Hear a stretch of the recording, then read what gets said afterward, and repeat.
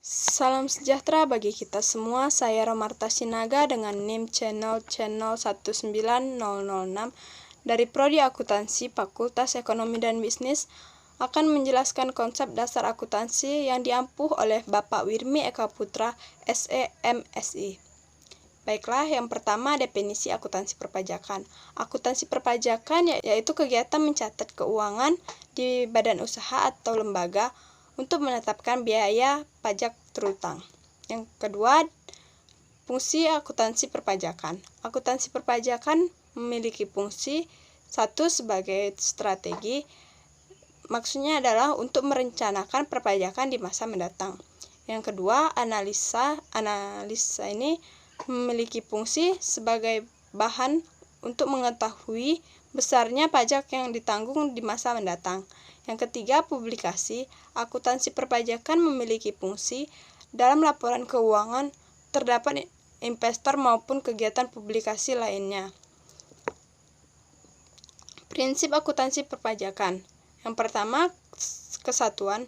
Prinsip kesatuan ini adalah satu kesatuan ekonomi yang tidak dapat dipisahkan dan tidak dapat disatukan dengan entitas ekonomi lainnya. Yang kedua, historis.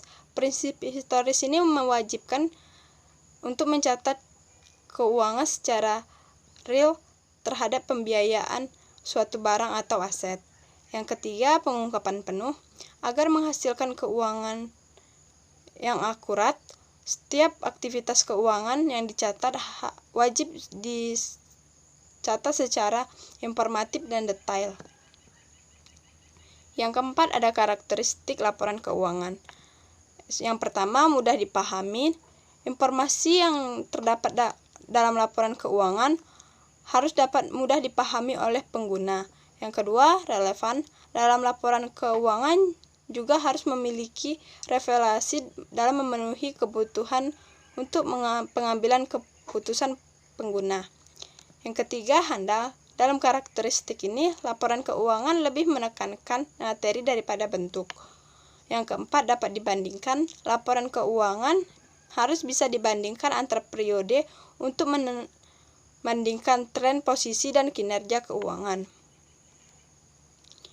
Yang kelima, ada klasifikasi pajak. Pajak diklasifikasikan menjadi 3, yaitu pajak menurut golongannya, ada pajak langsung dan pajak tidak langsung. Pajak langsung adalah pajak yang dipikul oleh wajib pajak sendiri dan tidak dapat diwakilkan oleh orang lain. Pajak tidak langsung adalah pajak yang dapat diwakilkan oleh orang lain. Yang kedua, pajak menurut sifatnya. Ada pajak subjektif dan pajak objektif. Pajak subjektif adalah pajak yang berpangkal pada subjeknya dan memperhatikan diri wajib pajak. Pajak objektif adalah pajak yang berpangkal pada objeknya dan memperhatikan diri wajib pajak. Yang ketiga, pajak menurut lembaga pemungutannya. Ada pajak pusat dan pajak daerah. Pajak pusat adalah pajak yang dipungut oleh pemerintah pusat dan untuk membiayai rumah tangga negara. Pajak daerah adalah pajak yang dipungut oleh pemerintah daerah dan untuk membiayai rumah tangga daerah. Tujuan laporan keuangan pajak. Yang pertama, memberikan informasi yang diperlukan untuk menghitung biaya besarnya penghasilan kena pajak dan dasar pengenaan pajak. Yang kedua, membantu wajib pajak untuk menghitung besarnya pajak terutang. Yang ketiga, mengetahui dan menilai tingkat kepatuhan wajib pajak dalam menjalankan sistem self-assessment, terutama apabila terjadi pemeriksaan atau penyelidikan pajak. Sifat akuntansi pajak. Yang pertama, pajak yaitu iuran masyarakat yang kepada pemerintah yang sifatnya dipaksakan dalam pembayarannya.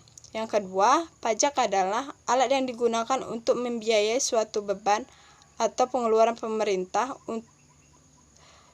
yang dimana pemerintah menggunakan pajak sebagai sumber kegiatan operasional pemerintahan. Yang ketiga, wajib pajak tidak mendapat imbalan langsung, tetapi wajib pajak mendapat perlindungan dari negaranya.